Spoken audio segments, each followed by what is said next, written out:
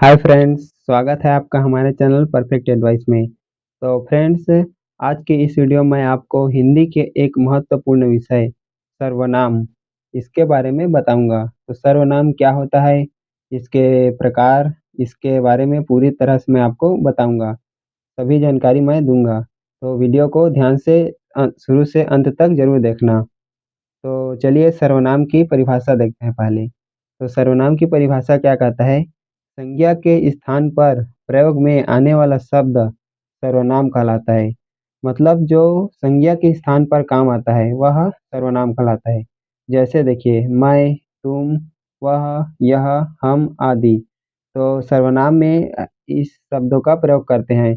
जैसे संज्ञा में कहते हैं राम, श्याम, मोहन, वैसे ही उसको हम मैं, तुम, वह, यह, हम आदि इन सब से संबोधित करते हैं। तो आइए देखते हैं सर्वनाम के भेद। तो सर्वनाम के 6 भेद होते हैं। देखिए, पहला पुरुषवाचक सर्वनाम, दूसरा निजवाचक सर्वनाम, तीसरा निश्चयवाचक सर्वनाम, चौथा अनिश्चयवाचक सर्वनाम, पाँचवा संबंधवाचक सर्वनाम, छठवां प्रश्नवाचक सर्वनाम। तो सर्वनाम के 6 भेद हैं। तो आइए इन 6 भेदों के बारे में संपूर्ण जानकारी प्राप्त करते हैं। तो चलिए देखिए, यहाँ पर पहला है पुरुषवाचक सर्वनाम। तो इसकी परिभाषा है, जिस सर्वनाम का प्रयोग पुरुष या स्त्री के नाम के स्थान पर किया जाता है, उसे पुरुषवाचक सर्वनाम कहते हैं। तो इसमें सर्वनाम का प्रयोग पुरुष या स्त्री के नाम के स्थान पर करेंगे।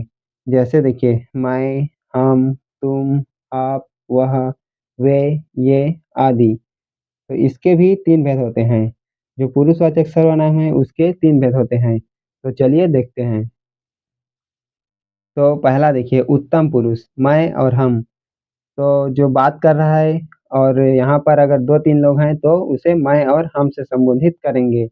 मध्यम पुरुष, तू, तुम, आप। जिस व्यक्ति से आप बात कर रहे हो, चाहे वो 1 हो या 2, तो वह हो जाएगा मध्यम पुरुष, मतलब जिससे आप बात कर रहे हो।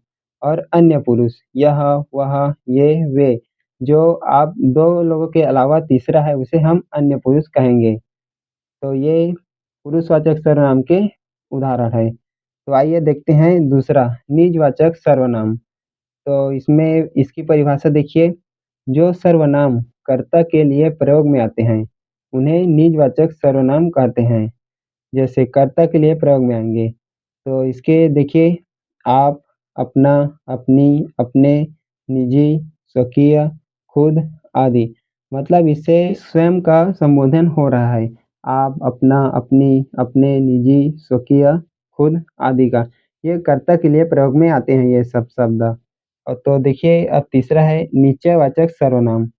जिस सर्वनाम शब्द से किसी निश्चित वस्तु का या किसी बात का निश्चय होता है, उसे निश्चयवाचक सर्वनाम कहते हैं।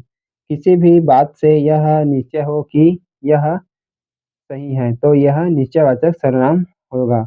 तो देखिए जैसे उदाहरण है इसका, यह कलम मेरी है, यह कलम मेरी है, तो इससे निश्चय हो रहा है कि यह कलम मेरी है।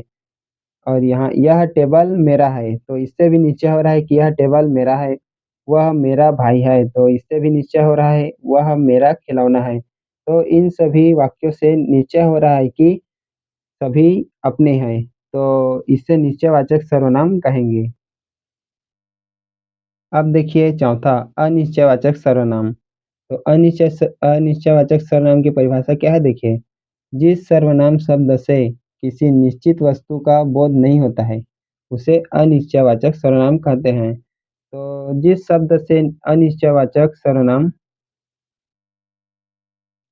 तो जिससे किसी वस्तु का निश्चय नहीं होता है उसे अनिश्चयवाचक सर्वनाम कहते हैं। तो उदाहरण देखिए इसके, यहाँ कोई नहीं है, तो इससे निश्चय नहीं हो रहा है कि यहाँ कोई नहीं है, कि पूछ रहे हैं या बता रहे हैं कि यहाँ पर कोई नहीं है। कुछ काम करो, कुछ काम करो, इससे स्पष्ट नहीं हो रहा है कि क्या काम करना है। उसने कुछ नहीं सीखा, तो यहाँ पर भी अनिश्चयवाचक सर्वनाम हो रहा है। तो अब देखिए पांचवा, संबंधवाचक सर्वनाम। जो सर्वनाम दो वस्तुओं या बातों के आपसी संबंध को प्रकट करे, उसे संबंधवाचक सर्वनाम कहते हैं। तो जो जो जो शब्द दो वस्तुओं के आपसी संबंध को प्रकट करता है। तो देखिए उदाहरण, जो मेहनत करता है वह फल पाता है। तो इससे 2 वस्तुओं के आपस में संबंध हो रहा है। जो मेहनत करेगा वह फल पाएगा और जो मेहनत नहीं करेगा वह फल नहीं पाएगा। तो दूसरा देखिए, जो जैसा बोएगा वह वैसा काटेगा। तो जो जैसा बोएगा वह वैसा काटेगा। जो जैसा कर्म करेगा उसे वैसा ही फल मिलेगा। तीसरा, जिसकी लाठी उसकी भैंस। तो यहाँ ये भी उदाहरण है संबंधवाचक सर्वनाम का। जिसकी लाठी उसकी भैंस, तो दोनों में संबंध बता रहा है आपस में। अब देखिए छठवां है प्रश्नवाचक सर्वनाम। तो जिस सर्वनाम शब्द से प्रश्न का बोध होता है, उसे प्रश्नवाचक सर्वनाम कहते हैं। तो जो सर्वनाम शब्द है उससे प्रश्न का बोध होता है। जैसे कि देखिए, वह कौन है? तो इससे ज़ाहिर-सी बात है कि प्रश्न उत्पन्न हो रहा है कि वह कौन है? तुम क्या कर रहे हो? तो तुम क्या कर रहे हो? ये भी प्रश्न है। आपने क्या खाया है? तो आपने क्या खाया ये भी प्रश्न है। तो इन सब शब्दों से प्रश्नवाचक सर्वनाम का बोध होता है। तो फ्रेंड्स यहाँ पर सर्वनाम कंप्लीट हो गया। तो आप इसे अच्छे से पढ़ लीजिए। आपको कहीं भी डाउट हो तो हमें बताइए, हम उसका सॉल्व करेंगे।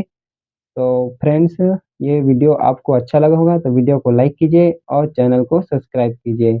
और इसी तरह के और वीडियो जानने के लिए हमें कमेंट कीजिए ताकि हम आप तक और वीडियो पहुँचा सकें।